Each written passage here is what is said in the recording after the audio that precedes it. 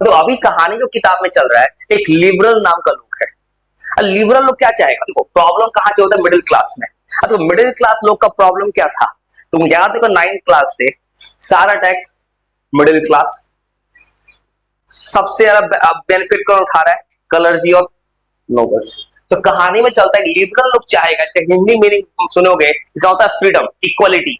ये लोग क्या चाहेगा कि सब कुछ इक्वल कीजिए, सारा लॉ इक्वल, हमें अधिकार दीजिए। इकोनॉमिक्स पे में क्या बात करेगा कि हमको फ्रीडम चाहिए, क्योंकि ज्यादातर मिडिल क्लास में लोग बिजनेसमैन था, क्राफ्ट्समैन था। ये लोग को दिक्कत क्या था? बार बार इनको रेगुलेट किया जा रहा था, इनको देना पड़ा था टैक्स, ट्रेड बैरियर लग रहा था, उसमें हटाया गया ज्वेलरी, जो किताब में मेंशन किया 1834 में। जरा कहानी लिख रहे,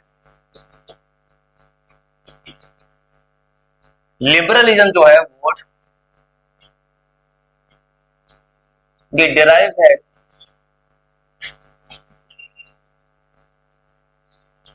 लीबर, जिसका मतलब होता है फ्री। अब किताब में पूछता है ना कि बोर्ड एग्जाम में, इस वर्ड का मीनिंग समझो अलग लोगों की क्या ठीक था। अब लिबरलिज्म का मीनिंग फॉर मिडिल क्लास, जहां तक किताब में मिडिल क्लास के लिए ही पढ़ना है, क्योंकि मिडिल क्लास क्यों लिबरलिज्म का बात करेगा? क्योंकि जो नॉर्मल जो लोअर क्लास था, पीजेंट्स था, वो तो एजुकेटेड ही नहीं था कि लोग डिमांड कर सके अपने राइट्स का। अब लिबरलिज्म का मीनिंग क्या होगा? आराम से लिखते हैं, for middle class. Middle class लोग क्या डिमांड करेगा लिबरलिज्म में?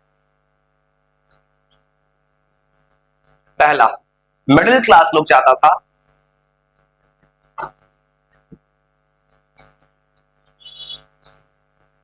इन्होंने डिमांड किया था इक्वालिटी बिफोर लॉ, जो मिला नहीं पहले। इन्होंने ये डिमांड किया मिडिल क्लास के लोगों ने कि इन्हें मिलना चाहिए सब जगह इक्वालिटी।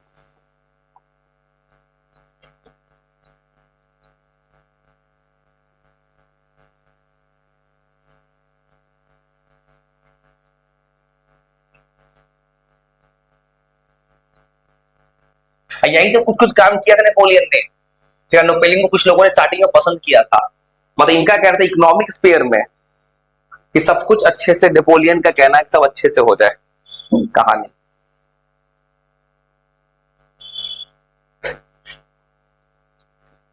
कट गया,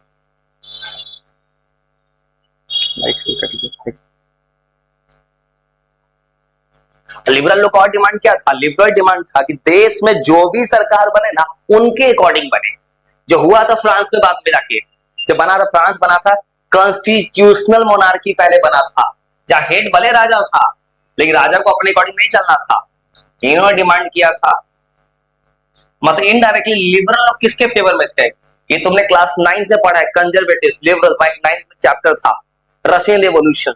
ये फेवर में थे डेमोक्रेसी के। गवर्नमेंट जो बने,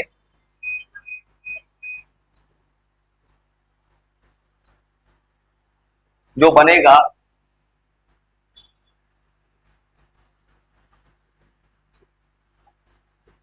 कंसेंट, मतलब उनके अकॉर्डिंग बने, ये नहीं कि कोई राजा। एक और इन चाहता था, इन लोग को सबसे दिक्कत क्या था? लिबरल लोगों को कहानी पता भी को 9th क्लास से, दिक्कत था एरिस्टोक्रेट से और दिक्कत था क्लर्जी से। है लोग कम लेकिन रिसोर्स बहुत ज्यादा यूज कर गया, ये लोग अगेंस्ट थे।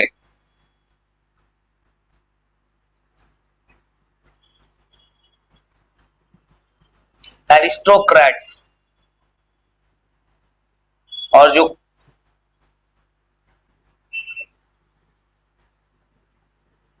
क्लर्जी जो थे, इनके अगेंस्ट में थे, एरिस्टोक्रेट्स के, क्लर्जी के और नोबल्स के। जैसे पता है कुछ मंत्री था क्लर्जी में से कि चर्च, इसके जस्ट अपोजिट एक थॉट था, तुम पढ़े हो 9th क्लास में, कंजर्वेटिव्स। कंजर्वेटिव्स थे जो पुराने बातों को फॉलो करते थे, जिनका कहना था कि जब भी पावर देना है चर्च को देना है, राजा का पावर चाहिए। एक चीज और है इकोनॉमिक स्फीयर में, एनसीईआरटी किताब में एक टॉपिक लिखा है कि अब इस वर्ड का मीनिंग चाहिए। लिबरल लिबरलिज्म का मीनिंग क्या होगा इकोनॉमिक्स जोन में?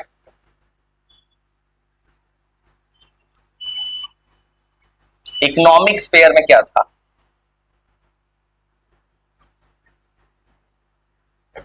तो एनसीईआरटी एकदम ये भी लिखा इकोनॉमिक, इकोनॉमिक में क्या लिखोगे? मतलब यहाँ पे जो स्मॉल मर्चेंट्स हो गया, स्मॉल बिजनेसमैन हो, तो दिक्कत क्या है? वो चाहते थे कि टैक्स का रेगुलेशन हो, मतलब उनको रिस्ट्रिक्शन का हो जाए। पता हो तो रिसेंट कहानी है, नेपाल का नया पीएम है बालेंसा, उसने एक नया रूल लाया है कि अब तो इंडिया से कोई गाड़ी जाएगा तो 100 रुपए एक छोटे से साइकिल या बाइक का लगेगा टैक्स। जित 100 रुपए जरा सामान ले जाओ तुम्हारा टैक्स कटेगा। अब क्या होगा, हुआ क्या, बॉर्डर पे वीरगंज के रक्सौल बॉर्डर पे अब लोग एक्टिविटी कम हो गया है, क्योंकि एक सरकार आया जिसने रिस्ट्रिक्शन लगा दिया। वही कहानी यहाँ पे जो है, क्योंकि आप ये लोग क्या, पहले क्या दिक्कत था, जैसे तो कहानी दी एनसीईआरटी किताब में, तो हैशवर्ड्स लेकर नंबर कहीं जाओगे, जितना जगह जाओगे उतना जगह कस्टम चेक होगा, हर जगह तुमको टैक्स देते जाना है। कई जगह तुम बहुत ज्यादा, भाई अभी क्या होता है, टोल टैक्स देते हो, तुम किसी रोड पे जाओ हाईवे पे, बार बार टोल टैक्स देना पड़ रहा है। सेम तरह कहानी उस जमाने में होता था। तो इन लोग का डिमांड क्या था, इन लोग चाहता था क्या, ये जो ट्रेड बैरियर हट जाए, मतलब इनका डिमांड था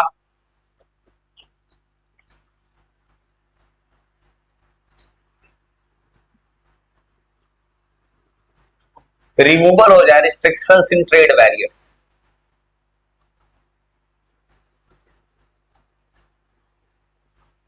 और एसएसटी में चैप्टर है 10th क्लास में, इकोनॉमिक्स में पढ़ना है। भारत में 90 के बाद आया है एमएनसी कंपनी। 90 के समय के बाद 1990 के बाद भारत सरकार रियलाइज हुआ था भारत को ग्लोबल मार्केट में उतरना होगा। उससे पहले भारत ने एक टैरिफ लगा दिया था कि कोई भी विदेशी कंपनी भारत में जल्दी नहीं आता था, हाई टैक्स देना पड़ता। लेकिन 1990 के टाइम भारत का इकोनॉमी खराब हुआ था, जब पता होगा मनमोहन सिंह इकोनॉमिस्ट थे, उस वक्त भारत ने एक नया पॉलिसी अपनाया कि बाहर से कंपनीज को बुलाओ, बाहर से कंपनी आएगा, इन्वेस्ट करेगा, इन्वेस्ट करे कुछ फॉरेन इकोनॉमी आएगा, यहाँ के लोगों को एम्प्लॉयमेंट जनरेट करवाएगा। उस समय एक कहानी था। आइए यहाँ पे ये चाहते थे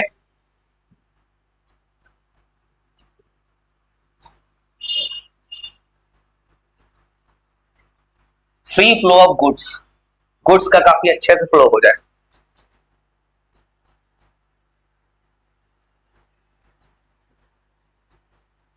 जैसे तुमको कोई बिजनेस करना है फ्रांस में, तुम फ्रांस में किसी भी शहर में बिना रिस्ट्रिक्शन के जा सकते हो। इस चीज का डिमांड था, इस बात को एक्सेप्ट भी किया गया। एनसीईआरटी किताब एक वर्ड है जो बोर्ड एग्जाम पूछता है, ज्वेलरीन। किसी ने किताब पढ़ा होगा, ज्वेलरीन लिखा है किताब में, एनसीईआरटी किताब में। पता है ज्वेलरीन क्या होता है? किताब पढ़ा, ज्वेलरीन लिखा है। कब आया था? 1834 में। ये भी एमसीक्यू का सवाल है। हुआ क्या था, जर्मनी में ज्वेलरीन बनाया। ज्वेलरीन ने क्या किया, जैसे मतलब बहुत सारा अलग अलग ट्रेड यूनियन था, सबको मिला के एक ट्रेड यूनियन बना दिया। अब इससे क्या, अलग अलग टैक्स देना नहीं पड़ेगा, अब गुड्स का मूवमेंट आसानी से होगा। जैसे मान तुमको कहीं जाना है, एक ही जगह गेट पे गए टैक्स दे दिए पूरे रास्ता भर का, तो बार बार तुमको रोके करे ना कोई, बार बार कोई तुम्हारे गुड्स को मालूम बिजनेस कर, बार बार तुम्हारे माल को रोक रहा है गुड्स को, तो बार बार टाइम का लॉस हो रहा है, तुम्हारा प्रोडक्ट का डिलीवरी सही पे नहीं हो रहा है टाइम पे। इस बात को रिमूव किया एनसीईआरटी किताब में। जोलबेरी एक कहानी है, एक टैरिफ को इंट्रोड्यूस किया गया। इसको इंट्रोड्यूस किया गया है 1834 में। तो पूछे ज्वेलरीन क्या है? ज्वेलरीन एक ऐसा चीज है जहां ट्रेड बैरियर को कम किया गया है।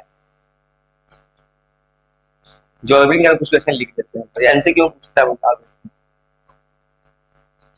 इसने क्या किया है ना, रिड्यूस कर दिया ट्रेड बैरियर्स को। एक और काम हुआ था उस जमाने में, एक लिबरलिस्ट के द्वारा 30 वो करेंसी को हटा के 2 कर दिया गया है। अब इससे फायदा क्या होगा, मान लो 2 ही करेंसी है। जैसे आप यूरोप जाओगे, यूरोप में एक नोट चलता है यूरो, पता है ना यूरो। यूरोप में एक नोट लेके जाओ, यूरोप पूरा यूरोप घूम लोगे, खाली रूस छोड़ के, रूस को अलग कर दिया गया। तो सेम कहानी, करेंसी का वैल्यू को हटा दिया गया, 30 करेंसीज को हटा दिया गया।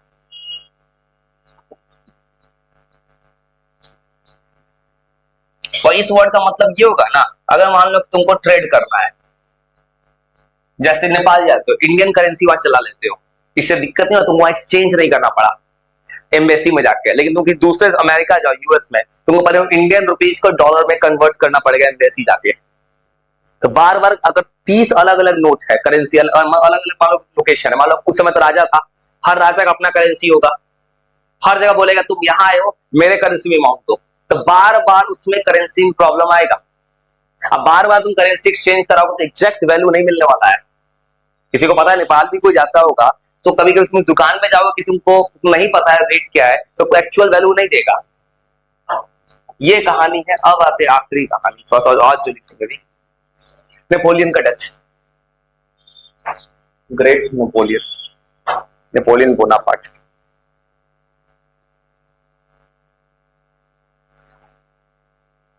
ये तो हिस्सा चैप्टर बड़ा है, सच्चाई है, तब भी मैं लिख रहा हूं तुम्हारे पता के लिए, तुमको कुछ लिस्ट इतना तो फायदा मिलेगा ना, वो कहानी कुछ याद करा देंगे और यार कुछ कहानी सुना दें। एक ट्रीटी साइन हुआ है, तुम किताब अगर पढ़ा हो किसी स्कूल में कहीं भी, एक ट्रीटी हुआ है, ट्रीटी का नाम वियना।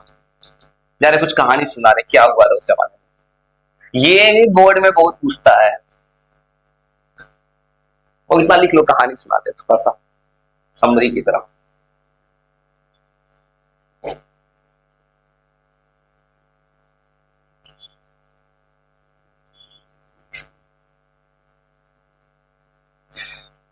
जैसा लास्ट दिन कहा इसमें नेपोलियन आया, साल पहले सुने 1804 नेपोलियन का अपना कोड आया।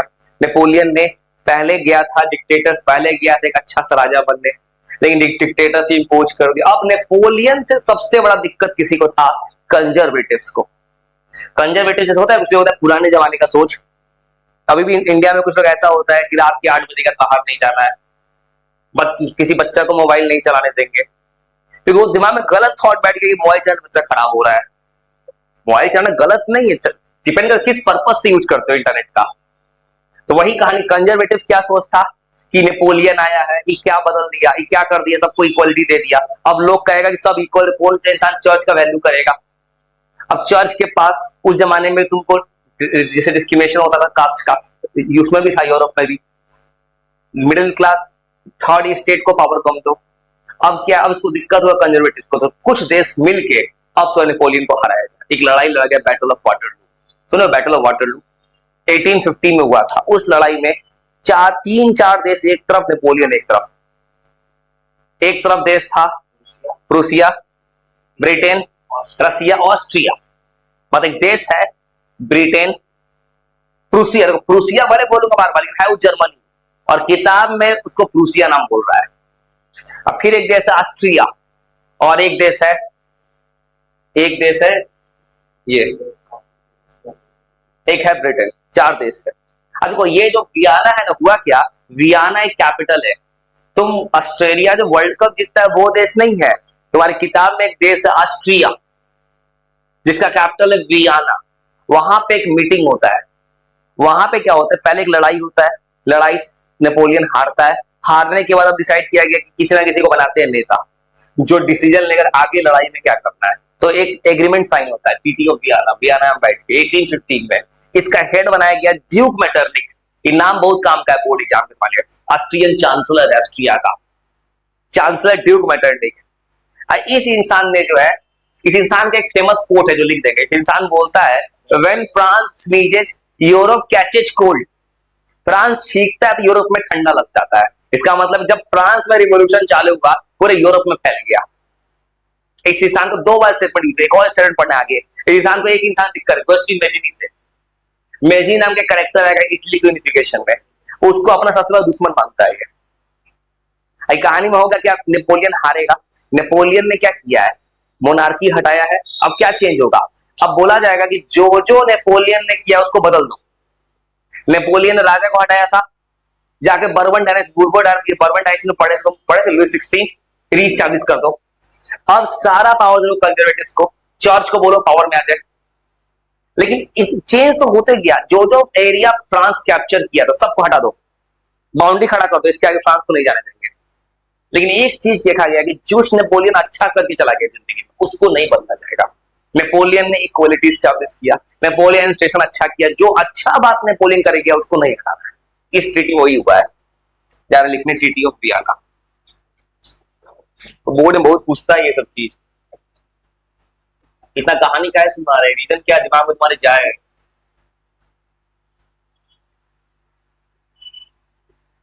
ये एग्रीमेंट साइन हुआ था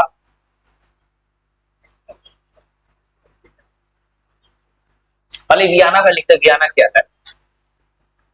ये वियना नाम तो बार बार पढ़ो किताब में। ये ऑस्ट्रिया का कैपिटल है। वियना क्या है?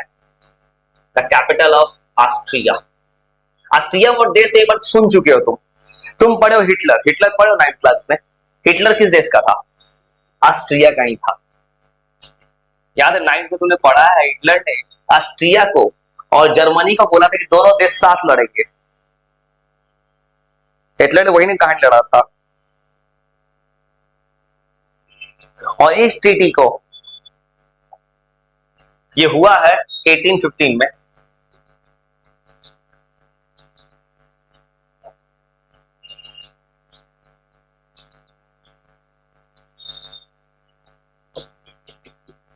और ये भी एमसीक्यू में पूछता है कौन इसको ये किया था।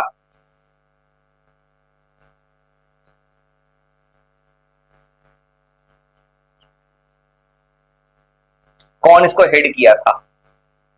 Austrian chancellor. चांसलर वर्ड आज भी बहुत जगह होता है। जर्मनी में चांसलर है, पता है? आज भी जर्मनी में चांसलर है।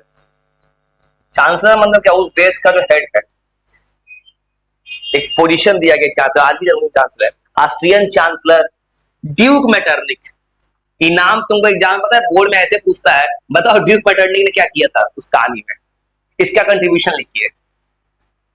अब कहानी में लिखना है इस इंसान ने एक ट्रीटी साइन करवाया था, नेपोलियन के सारे चीजों को बदल दिया था।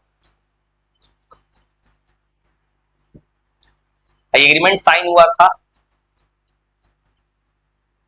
जब ग्रेट नेपोलियन हारा था।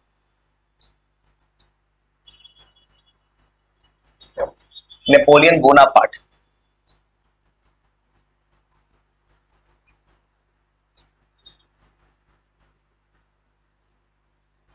Battle of Waterloo.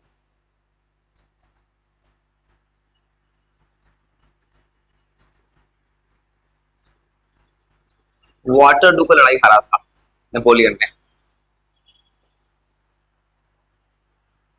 और पूछे इसके बारे में, कौन कौन साइन किया था? 4 देश था।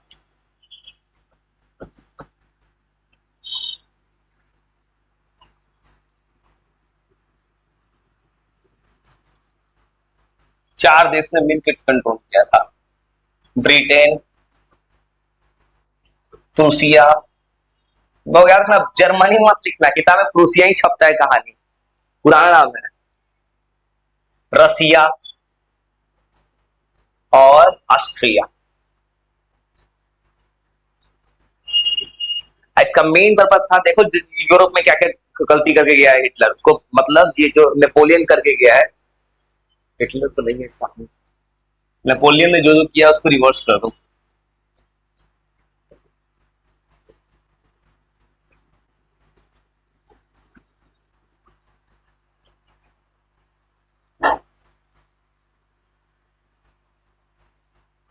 बर्बन डायनेस्टी जो था उनको रिस्टोर कर दिया गया है।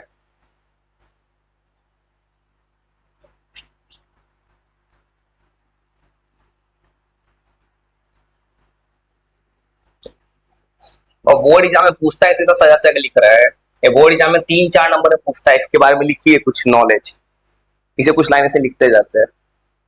बर्बन डायनेस्टी को रिस्टोर करो, उसके बाद जो जो काम नेपोलियन ने किया रिवर्स करो। मैक्सिमम काम को रिवर्स कर दिया गया था।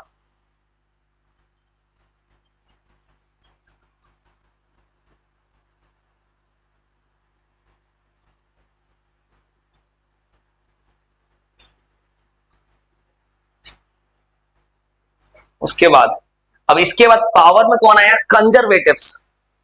इससे नेपोलियन का थॉट जो भी था, नेपोलियन भले डेमोक्रेटिक नहीं था, लेकिन नेपोलियन ने इतना जरूर किया था कि नेपोलियन ने लोगों के लिए काम किया था।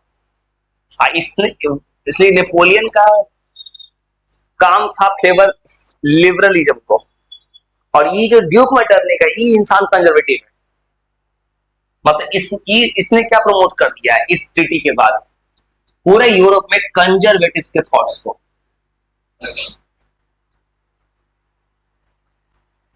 कंजर्वेटिव मतलब वही पुराने जमाने का थॉट कि यूरोप में अब हेड रहेगा चर्च, चर्च का पादरी। एकदम कहानी घिस देता है। अगला कहानी किताब में लिखा है इसी से और कुछ लिखते हैं कि फ्रांस के बाउंड्री को रोका गया है, बाउंड्री क्रिएट किया गया फ्रांस पे। नीदरलैंड को जो बेल्जियम में इंक्लूड था, नॉर्थ में नीदरलैंड बना दिया गया है, जेनेवा स्टैब्लिश कर दिया गया है। तो किताब में कुछ कहानी लिखा है।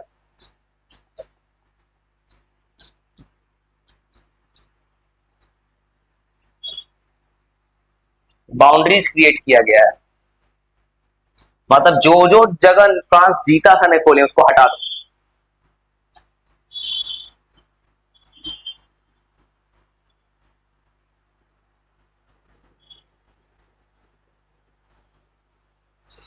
कहोगे इतना ज्यादा कहानी भाई, एग्जाम में 3-4 नंबर पूछता है, बोर्ड में लिखना पड़ता है। तुमको पता हो तो बोर्ड में लिखने का स्किल चाहिए। किताब में कह रहा है कि प्रूसिया, जो 4 को देश छाई मारा तो अपने अपने बंटवारा कर लिया। प्रूसिया बोला मुझे वेस्ट दे दो। मतलब किताब में कुछ कुछ कहानी लिखा है कि प्रूसिया को वेस्ट मिल गया, ऑस्ट्रिया ले गया इटली वाला नॉर्थ का, मतलब आपस में बंटवारा कर लिया। किताब में कहता है प्रूसिया को दिया गया वेस्टर्न टेरिटरीज,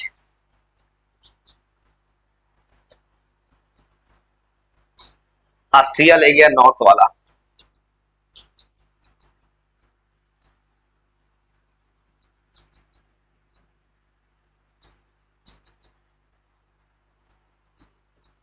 नॉर्थ इटली का जो पार्ट है किताब में लिखा है इटली, मतलब वो ले गया ऑस्ट्रिया।